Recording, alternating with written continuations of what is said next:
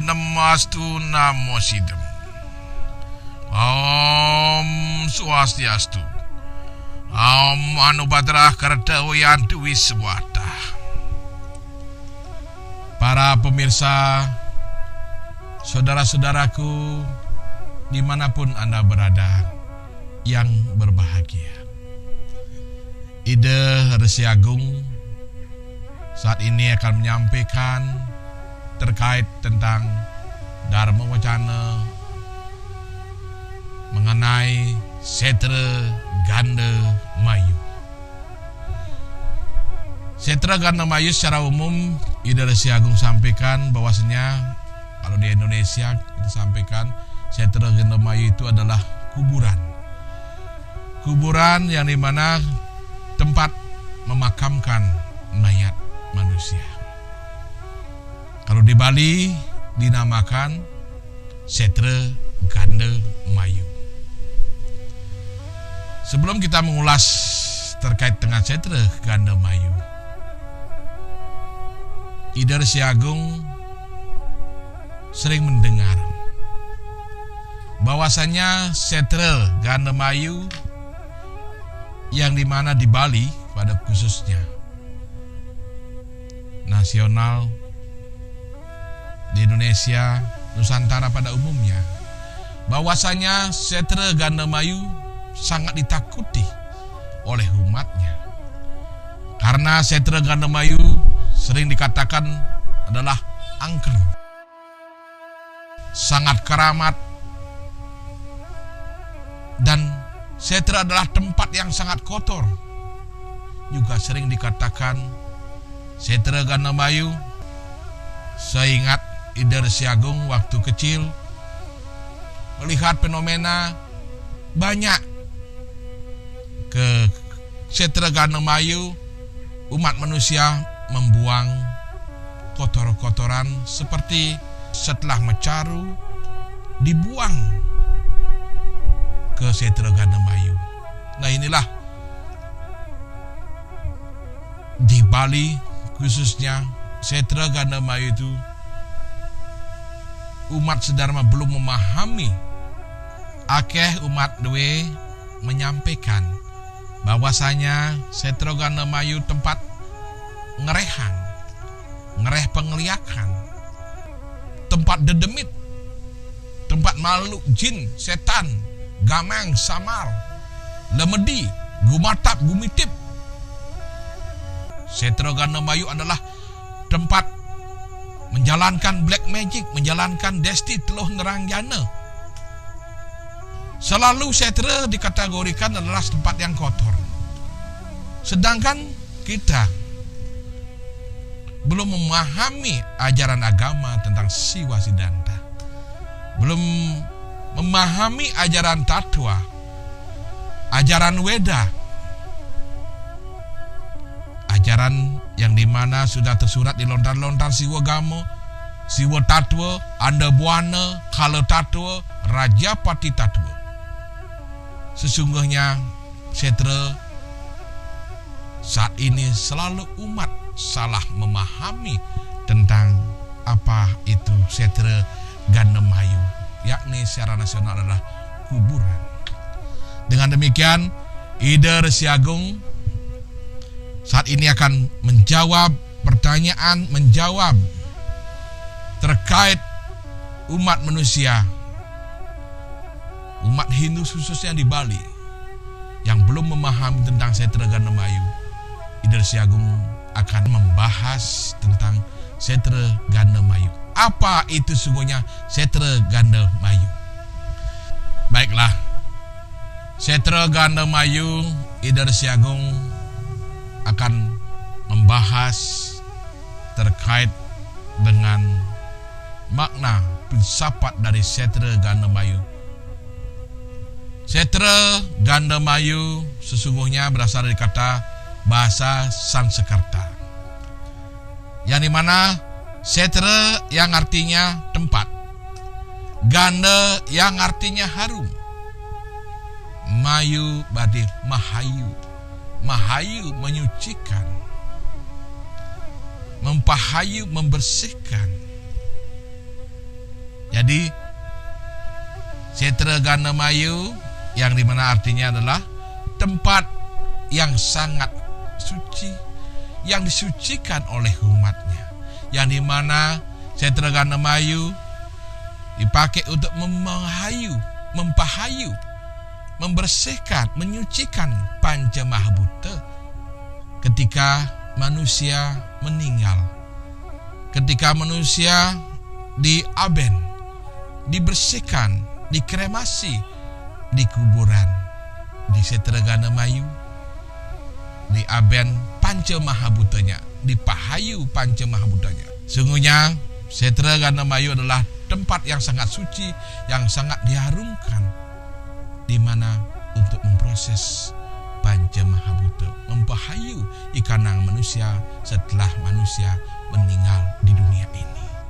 Setelah dia meninggal, sebelum ke alam Siwaloka, dia harus melewati di mana namanya Setra Ganemayu. Yang dimana Setra Ganemayu sebelum Ida Resi Agung sampaikan dan uraikan siapa yang berstana di Setra Ganemayu. Setra Ganemayu sesungguhnya dikuasai oleh Ida Hyang Durga Berawi. Yang bersana di Prajapati Punggung Setra adalah Ida Hyang Siwa Brahma Prajapati. Sebelum Setra Ganemayu dikuasai oleh Ida Hyang Dewi Durga Berawi, sesungguhnya sebelum itu sudah ada yang dimana penunggunya Setra Ganemayu tersebut. Manut lontar ande buana, amanut lontar Siwa Datu, Siwa Gamo, yang dimana Ida Resi Agung sampaikan terkait tentang siapa sesungguhnya penunggu Setra Ganemayu sebelum Ida Hyang Durga Berawi. Ida Resi Agung ceritakan manut dengan lontar, terkait dengan lontar Siwa Gamo Tatu, yang dimana diceritakan ada seorang widadari yang dimana sebagai pengabeh utama Ida Betari Umo di alam Siwaloka.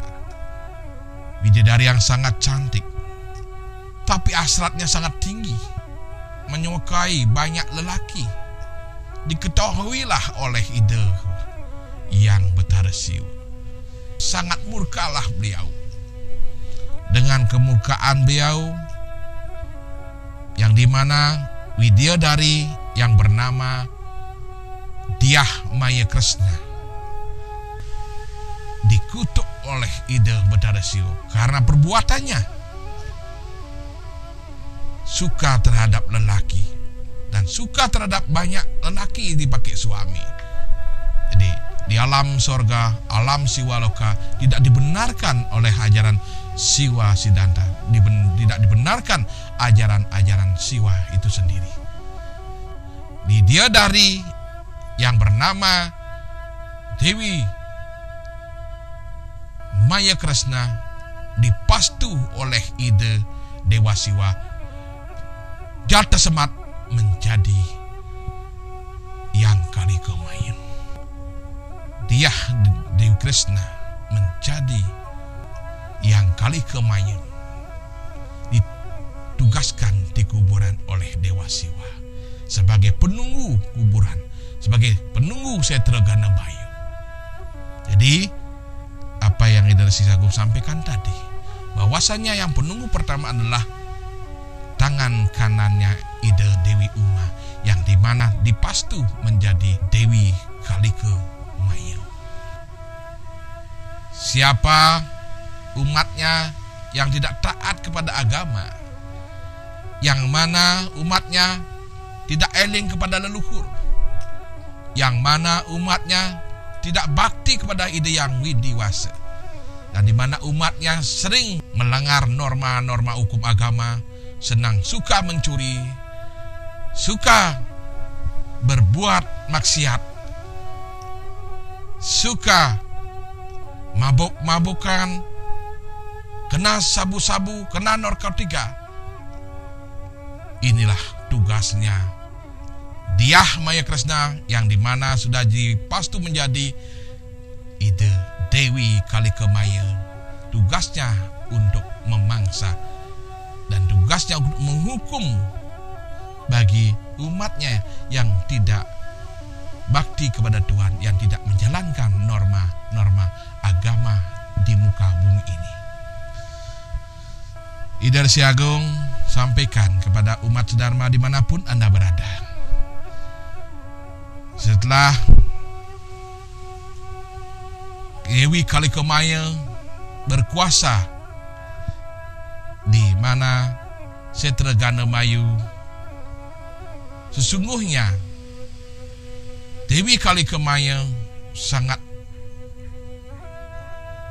bakti kepada Dewa Siwa, bakti terhadap Dewi Durga, junjungannya. Dan setelah itu baru terjadinya Dewa Uma, yang dimana sebelum menjadi Dewi Berawi, Durga Berawi, di dalam lontar Siwa Gamo, di dalam lontar Siwa Tatu, beliau ditugaskan mencari empah susu lembu oleh Dewa Siwa ke Mercepada. Sang Yang Siwa Guru mengutus dewinya Betari Umo ke Mercepada, ke dunia ini, mencari empahang susu lembu, yang dimana beliau sangat memerlukan untuk kesembuhan, keserahayuan, dan kesehatan ide Yang Siwa Guru. Dengan setianya Dewa Uma kepada Dewa Siwa, Dewa Uma tedun ke Mercepada meruruh susu empahang lembu, yang dimana Ida Resi Agung sampaikan setelah sampai di dunia, setelah sampai di Mercepada, Ida melihat lembu, melihat sapi, yang dimana ada juga pengembalanya. Di sanalah beliau memohon dan meminta ide nyuti rupa jadi manusia, meminta kepada pengembala lembu, pengembala sapi tersebut, bahwasanya beliau menginginkan empahang susu lembu tersebut. Apa yang dikatakan oleh pengembala, kalau bahasa Balinya pengangon sampi, yang disampaikan oleh pengembala tersebut, jika Adinda mau mencintai sang pengembala, akan diberikan susu lembu tersebut. Jadi bingunglah ide Dewi Uma dengan cintanya dengan Dewa Siwa, dengan baktinya kepada Dewa Siwa. Beliau bingung. Kalau tidak mengambil empahang susu lembu yang sudah ada, hanya satu-satunya beliau dapatkan, karena berapa hari sudah beliau berjalan tidak menemukan satupun lembu, satupun pengembala yang mengembalakan lembunya.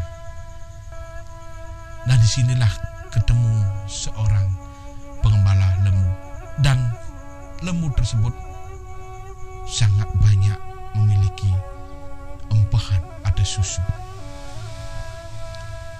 Ketika sudah didekati, di mana pengembala sangat senang, sumringah melihat seorang perempuan cantik mendekati pengembala sapi, pengembala lembu tersebut, yang dimana seorang perempuan menyampaikan kepada pengembala sapi. Wahai pengembala sapi, bolehkah aku memohon, meminta atau membeli empehang lembu yang Anda miliki? Dijawablah seorang pengembala, wahai Dewi yang sangat cantik, jangan kau beli susu lembuku. Engkau tidak perlu membeli, akan aku kasih meminta, akan aku berikan secara cuma-cuma. Tidak akan saya jual susu lembu yang saya miliki. Tapi ada syaratnya. Dijawablah oleh Yang Dewi, apapun engkau inginkan, saya akan berikan. Sudah Yang Dewi memberikan kata-kata tersebut, dan pengembala lembu tersebut menyampaikan, wahai Dewi, jika engkau ingin, jika engkau Sang Dewi mau melayani saya sebagai suami istri, saya akan memberikan susu lembu yang saya miliki. Jika tidak, saya tidak akan berikan. Dengan persyaratan seorang pengembala, jadinya Yang Dewi Uma sangat bingung menentukan sikap. Sudah lama menunggu pengembala, dan Dewi Uma juga lama menunggu keputusannya. Karena terdesak, beliau mengikuti apa itu perintahnya si pengembala. Dia mengikuti perintah pengembala. Setelah mengikuti apa yang diinginkan oleh si pengembala lembu tersebut, ide Yang Dewi mendapatkan susu yang diinginkan oleh Dewa Siwa. Susu tersebut dibawalah ke Siwaloka. Setelah sampai di Siwaloka, Dewi Uma memberikan susu tersebut kepada Dewa Siwa. Dewa Siwa bertanya, wahai Dewiku yang aku sayangi, engkau sudah mendapatkan susu dan engkau sudah berbakti kepadaku. Sebelum aku menerima susumu, apakah susumu itu suci atau memang betul engkau dapatkan dengan baik? Aku Dewa Siwa, suamimu, ingin menguji kesucian susu tersebut.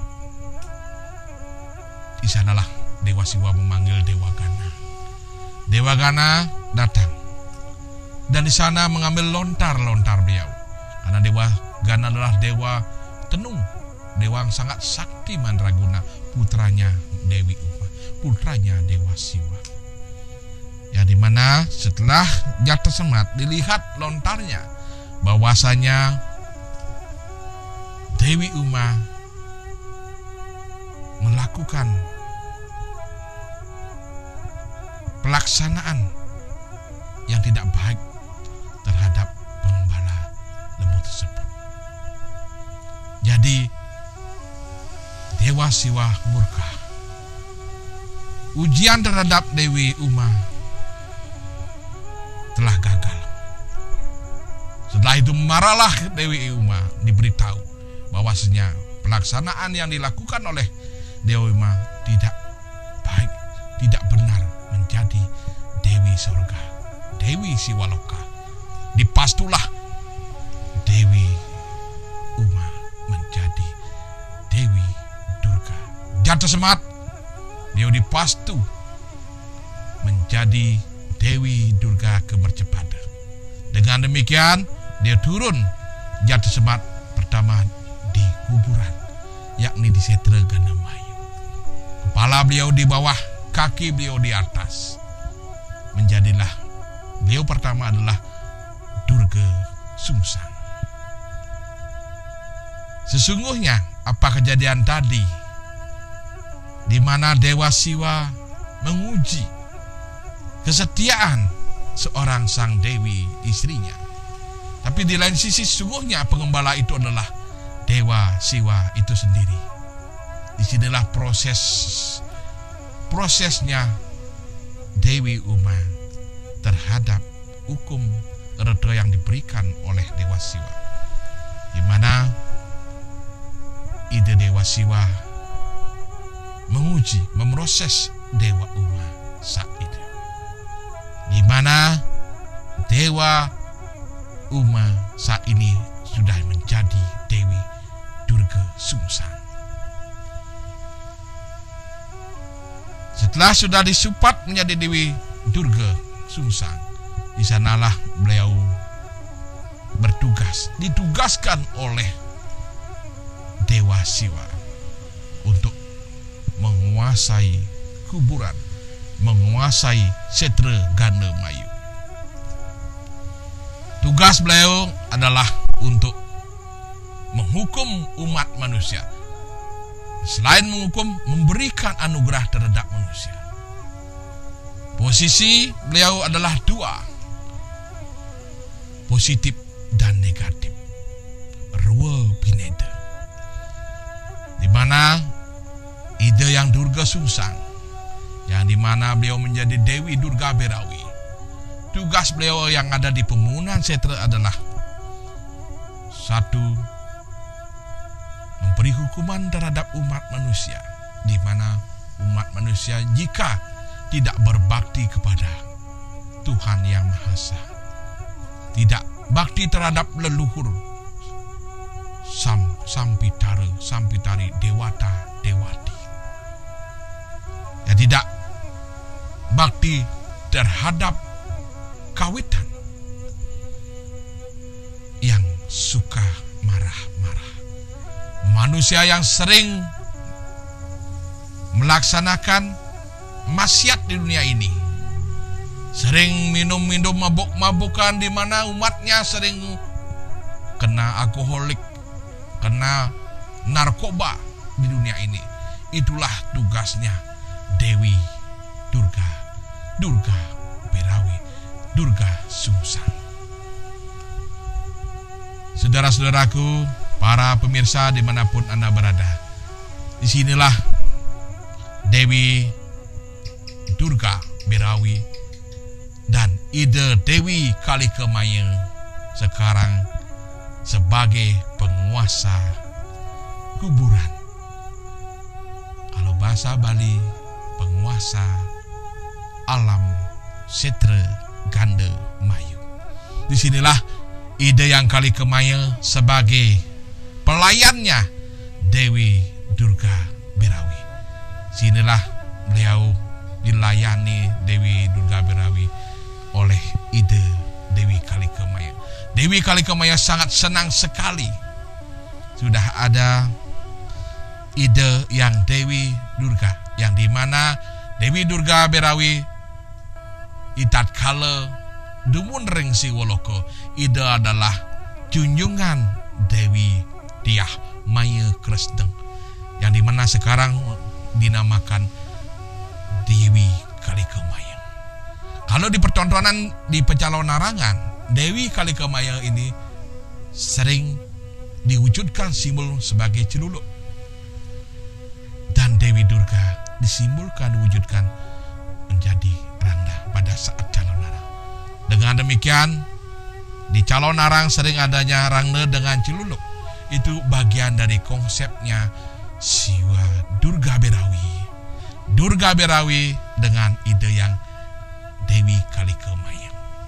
Dengan sukacita, ide yang Durga Sungsang menjadi Durga Berawi, yang dimana saudara-saudaraku, para pamirsa semeton Hindu umat sedharma dimanapun Anda berada, ide Resi Agung menyampaikan, disinilah adanya konsep Durga Sungsang, yang dimana mungkin ide dane para semeton sedang sami manggihang wenten kewentenan Durga Sungsang, yang dimana ada raksasa kepalanya di bawah, kakinya di atas. Itulah sesungguhnya Dewi Durga. Nah, dimana Dewi Durga ditugaskan di mercepada dengan Dewi Kalikemaya. Disinilah beliau sangat senang gembira keberadaan beliau berdua, yang dimana Dewi Kalikemaya melayani Dewi Durga. Sudah semakin hari semakin tahun, tugas-tugas beliau sudah dijalankan. Tapi dengan pelaksanaannya, umatnya semakin bakti terhadap Ida Sang Hyang Widi, bakti terhadap Tuhan, dan baik memelaksana, baik berbuat di dunia ini. Tugas Ida mulai berkurang. Tidak ada manusia yang dihukum, tidak ada manusia sudah mengurang. Sudah mengurang manusia dihukum karena sudah mulai manusia ingat kepada dewanya, sudah mulai umatnya ingat kepada Tuhannya dan kepada dirinya sendiri mulat sarira. Dengan demikian, Ida Dewi Durga matur uning ngering Ida betara siwo ring siwo loka. Beliau matur uning matur ring Ida Dewa Siwa. Wahai kakandu Dewa Siwa, sudah lama dewimu tidak ketemu denganmu. Kapan saya boleh ketemu dengan kakanku Dewa Siwa? Beliau Dewa Siwa sangat tersenyum melihat keadaan Dewi Durga yang ditugaskan di dunia ini. Wahai Dewiku, engkau jangan bersedih. Jika engkau ingin bertemu denganku, aku akan berikan engkau jalan, berikan engkau waktu di mana engkau ingin ketemu denganku. Bikinkan aku linggih genah di kajah kanginan setra, di ulunya setra, namanya Pura Prajapati, yang dimana setelah diberikan pengarahan, sudah diberikan penjelasan oleh Ida yang Dewa Siwa kepada yang Dewi Durga. Dewi Durga sangat senang sekali. Singgih kakangku Dewa Siwa, aku sangat senang jika engkau sudah memberikan petunjuk, karena tugas-tugasku di dunia ini sudah mengurang, karena banyak umat yang sudah sadar kepada dirinya dan mulat sarira sudah berbakti kepada Tuhannya. Sekarang ini tugasku sudah mulai mengurang. Sudah kakangku berikan jalan, mohon sudah memberikan petunjuk bahwasanya saya akan bikinkan tempat di kajah kangin setra, di hulu setra, genah linggih, namanya Brahma Prajapati. Dengan demikian, Dewi Sang Dewi bikin tempat yang dimana dinamakan Pengulunan Setra utawi Prajapati. Dewang yang membawa pasih di kajah kangin setra, di ulun setra adalah yang Siwa Brahma Prajapati. Itu sesungguhnya adalah Dewa Siwa itu sendiri. Dengan sudah diberikan petunjuk oleh Dewa Siwa, tapi setelah diberikan petunjuk membikinkan lingga ide di kajah kangin setra, ada di pemohonan beliau lagi satu, Dewi Durga terhadap ide Dewa Siwa. Wahai kakangku, aku mohon kepadamu, apakah aku boleh ketemu saja dengan kakangku? Tapi apakah tidak bisa aku denganmu bersatu padu, menjalin kasih sayang? Bersenyumlah Dewa Siwa ketika Dewi Durga menyampaikan seperti itu. Dengan kasih sayangnya Dewa Siwa terhadap Dewi Durga, beliau menjawabnya, jika Adinda Dewi Durga ingin ketemu, menyambung kasih sayang terhadap diriku. Bikinkan aku tempat di tengah setra Ganemayu, namanya pemohonan setra. Dagingan pedagingan isi Pancadatu. Di sanalah tempat aku akan ketemu asih, menyatukan diriku denganmu di tengah kuburan pada saat setiap Kajang Kliwon. Di sanalah Bisamo ide Dewa Siwa terhadap dewinya, Dewi Durga. Jika beliau ingin ketemu pada saat Kajang Kliwon, diberi petunjuk menanam Pancadatu di tengah setra Ganemayu, pemohonan setra. Dengan demikian, dia sangat berbahagia. Dewi Durga mendengar apa petunjuk permohonannya Dewi Durga terhadap Dewa Siwa dikabulkan. Dia sangat senang. Dengan demikian, dia kembali ke alam beliau. Dewa Siwa kembali ke alam Siwa. Dewi Durga kembali ke alam Durga Birawi ke kuburan. Di sanalah beliau sangat gembira mendapatkan petunjuk dan anugerah. Bisa beliau ketemu dengan Dewa Siwa. Setelah beliau memberikan petunjuk, beliau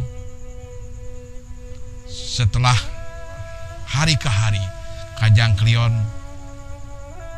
datangnya hari Kajang Kliwon, yang dimana pertemuannya yang Ibu Durga dan Ide Yang Siwa. Dewa Siwa meraga Bapa Akasa, Dewi Durga meraga Ibu Pertiwi. Sekaranglah konsepnya pertemuan Siwa lawan Durga, Akasa kelawan Pertiwi nemuning Kajang Kliwon. Di mana pada saat Kajang Kliwon beliau ketemu asih pada saat jam 12.00 malam, tengahing wengi, tengahing ratri. Di sanalah beliau menyatukan kekuatan beliau, menyatukan diri, mengharmoniskan diri, menyatukan diri. Sehingga ketika beliau harmonis, ketika menyatukan diri Prusa dan Perdana, jadilah alam ini harmonis. Dengan demikian Jatasemat, ketika beliau sudah bersatu, sudah menyatukan diri Prusa kelawan Perdana, Mekletik Kamanide menjadi Daru Kepuh Randu. Mekletik Kaman beliau yang kedua menjadi Kepah. Mekletik Kaman beliau menjadi Kayu Jaran. Mekletik Kaman beliau menjadi Daru Poli. Setelah Daru Poli, Mekletik Kaman beliau menjadi Daru Jepun. Sisa-sisanya yang terakhir, Kama beliau menjadi satu skutus sarwo kali sarwo buta budi yang ada di setra Ganemayu. Dengan sudah beliau memberikan anugerah, kamu ide menjadi taru-taru yang sangat berguna. Beliau memberikan bisamo, berikan pewus pewarah-warah pada umatnya. Bahai umatku sedharma, aku sudah menurunkan kesidian. Adanya Taru Kepuh Randu, adanya Taru Kepah, adanya Taru Pole, adanya Taru Jaran, adanya Taru Jepun. Jika umat akan membangun suatu petapakan, jika umatku sedharma ingin menyimulkan wujudku berupa Barong dan Rangde, aku persilahkan engkau memohon kepada Yang Dewi di setra Ganemayu, di Prajapati yang ada polenya, ada Taru Kepuh Rangdunya, ada kayu jarannya, boleh dipakai petapakan pelawatan Rangde dan Barong. Itu simbol dari wujudku. Itu bagian dari ada di dalam lontar Barong Suari. Itulah beliau Dewa Siwa memberikan anugerah. Dengan demikian, pada umumnya umat sedharma di Bali, jika ngodak memperbaiki pelawat-pelawatan di pura dalam, pelawat adeng kayang tiga, berupa barong dan rangde, simbol daripada Dewa Siwa, simbol daripada Dewi Durga. Di sanalah boleh memohon kepada Ide yang Dewi Durga, penguasa kuburan, penguasa Setra Gandamayu, penguasa Ide yang Brahma Prajapati Maraga Siwa, diberikan anugerah bisa dipakai untuk pelawatan petapakan, simbol daripada Siwa dan Durga. Pada lontar barong suari disebutkan bahwasanya kalau sudah menangun simbol tapakan barong, barong adalah perwujudan dari Dewa Siwa, simbol daripada Dewa Siwa. Kalau pelawatan rangde, simbol daripada Dewi Durga. Karena seketika sudah diprosesi pelawat-pelawat tersebut, diprosesi, disakralisasi, menjadilah Ide Ratu Ayu, Ratu Mas, Ratu yang Betari, Ide Maraga yang Betari. Bukan disebutkan lagi rangde karena sudah dipasupati, sudah disakralisasi. Juga demikian, barong kalau sudah disakralisasi, sudah dipasupati, menjadilah Ide Pesengan Pepasih, Ide Ratu Bagus, Ide Ratu Ngurah Agung Sakti, Ratu Gede, Ratu Sakti sebagai junjungan, simbol daripada Ide yang Dewa Siwa itu sendiri. Umat sedharma, para semeton sinareng sami, senedahat sih tresnan Ratu Ide dan sareng sami dimanapun berada, ngiring mempikangkam, mempikayun ke depan. Jangan setra itu dianggap kotor, dianggap menakutkan, karena sungguhnya setra itu adalah tempat kita yang kedua untuk membersihkan panca mahabuta kita di kemudian hari sebelum kita mengarah menuju Siwaloka, Amor Ringah Cintia. Dengan demikian, dari sekarang kita selalu menjaga setra, membersihkan setra. Jangan sampai kotor, jangan sampai dikotori. Sama sudah dari nenek moyang kita. Ketika ada atiwa-tiwa, ketika ada upacara atiwa-tiwa pitrayadnya, umatnya sedharma selalu yang sudah meninggal dibersihkan, disucikan, dibiakaun, diperayasita, disucikan sedemikian dengan puja-puja, dengan tirta-tirta pembersihan, karena akan dibawa menuju kuburan, harus keadaan bersih sang atiwa-tiwa tersebut. Tidak boleh kotor ke tempat Setra Gandamayu. Dengan demikian, sebelum atiwa-tiwa yang meninggal diiring jasadnya dikubur oleh anggota Banjar, oleh anggota Krama semeton sareng sami, itu harus dibersihkan, disucikan dulu, baru boleh kairing ke setra untuk dipahayu. Makanya dengan kata pahayu adalah mahayu, setra ganda mahayu. Mahayu disucikan, dibersihkan, itu panca mahabuta, yang mana panca mahabuta manusia ketika dia sudah meninggal. Demikianlah para semeton yang dijeje pada menggenah, Ide Resi Agung sampun memberikan pemahaman terkait tentang Setra Gandamayu. Semoga apa yang Ide Resi Agung sampaikan panjang lebar, memberikan pemahaman tato-tato agama terkait tentang Setra Gandamayu. Semoga bermanfaat untuk Ide Dane sareng sami, para semeton dimanapun Anda berada.